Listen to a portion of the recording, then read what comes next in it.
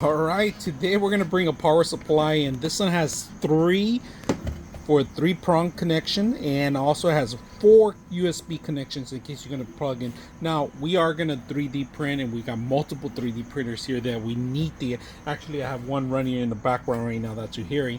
So it comes with a couple of things. You go do a wall mount on this one, or adhesive, double-sided adhesive.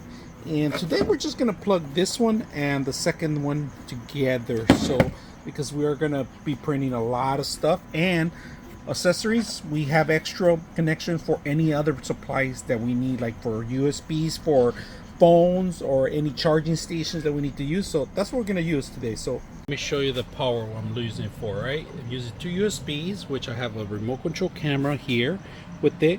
I got my printers. This printer here is plugged into that one, and then I have another printer going on. So we have 2 3D printers on the same surge protector. So if I ever want to kill it, I can just push the button, and I got an extra USB. So this thing is coming in handy. I plugged it in there. It's coming here. It's controlling the power for these two. So